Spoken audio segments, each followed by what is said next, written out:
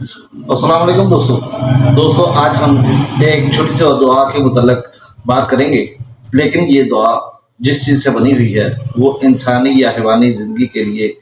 نہایت ہی کارآمد چیز ہے۔ انسانی جسم کی پرورش،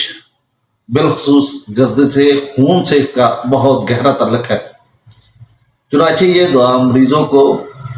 مرض کے ٹھیک ہونے کے بعد جو کمزوری ہے، یہ اس کمزوری کو دور کرنے میں بہت مددگار ثابت ہوتی ہے۔ اعصابی کمزوری اور بے خوابی، بعض دفعہ یہ ہوتا ہے کسی لمبی بیماری کے بعد انسان جب صحت مند ہو جاتا ہے تو اس کے بعد اس کو اعصابی کمزوری ہوتی ہے یا نیند نہیں آتی، بے خوابی ہوتی ہے، یہ اس کو بھی ٹھیک کرتی ہے۔ اگر بیماری کی وجہ سے قلت خون ہو جائے، خون کی کمی ہو جائے، تو یہ اس کو بھی کور کرتی ہے، اور خاص طور پر یہ ہیموگلوبن کی مقدار میں اضافہ کرتی ہے، اور ریڈ بلڈ سیل کی بھی نشوونما میں یہ معاون ثابت ہوتی ہے۔ عورتوں میں اگر دودھ کی کمی ہو جائے تو یہ دودھ کو بڑھاتی ہے، نہ صرف اس کی مقدار بڑھاتی ہے بلکہ اس کی غذائیت بھی بہتر کرتی ہے۔ پیشاب میں فاسفیٹ کا اخراج فوری طور پر یہ روکتی ہے، دماغی کمزوری نمردی کو ختم کرتی ہے۔ ٹی بی کے لیے کارآمد ہے، عام غذا کی کمی کو یہ بہتر کرتی ہے، عام تغذیہ کو یہ بہتر بناتی ہے اور صحت بہتر کرتی ہے۔ گہرا سانس، ایسے لوگ خاص طور پر جو کہ بیماری کی وجہ سے، بڑھاپے کی وجہ سے، کمزوری کی وجہ سے بہت زیادہ تھکے ہارے ہوں، بدن لاغر ہو جائے،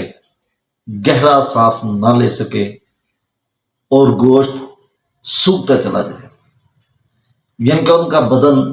سوکھنا شروع ہو جائے، صحت گرنی شروع ہو جائے، تو یہ دعا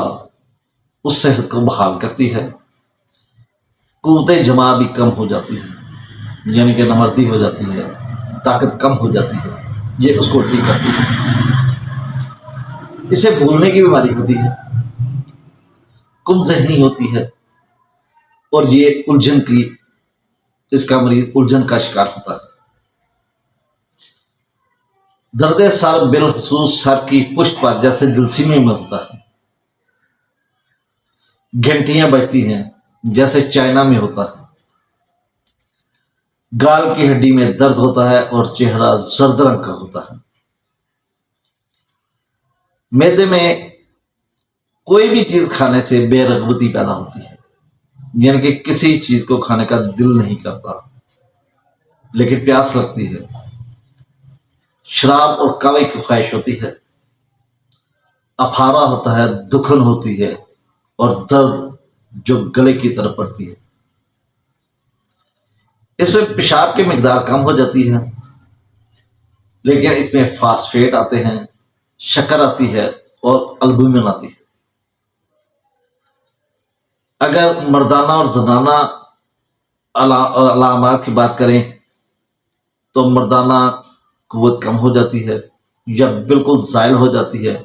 یا مکمل طور پر نمردی ہوتی ہے، اور عورتوں میں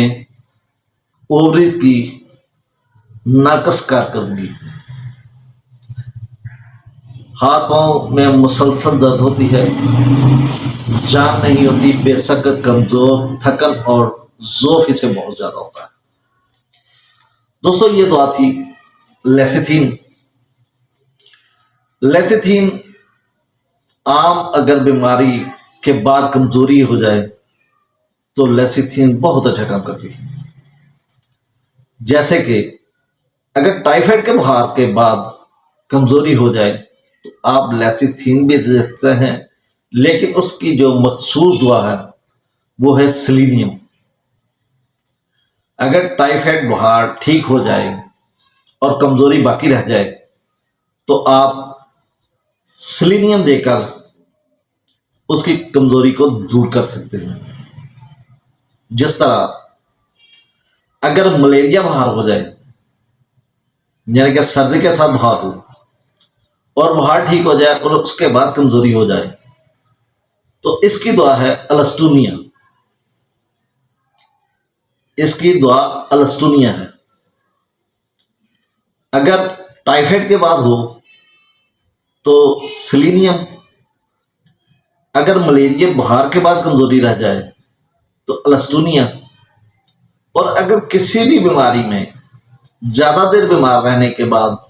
بدن لاغر ہو جائے، کمزور ہو جائے، دماغ اور جسم دونوں کام کرنا چھوڑ دیں، یعنی کہ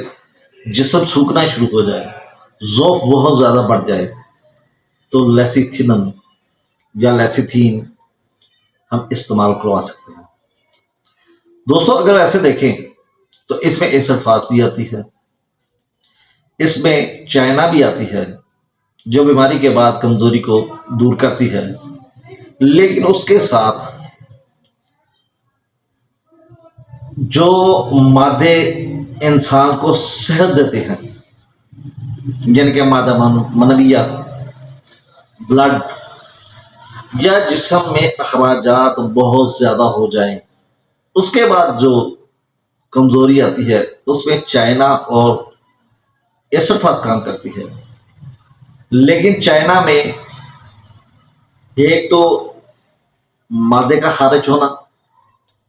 اخراجات ہونا، اور دوسرا بھوک کم لگنا،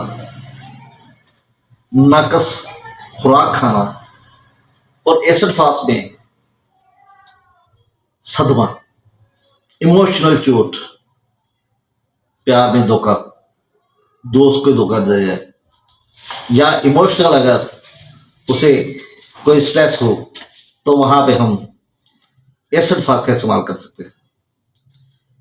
جو الفلفا ہے، الفلفا میں وہ بھی ہم عام صحت کو بحال کرنے کے لیے، تھوڑا سا جسم کو فریش کرنے کے لیے استعمال کر سکتے ہیں، لیکن اس کا زیادہ استعمال جو ہوتا ہے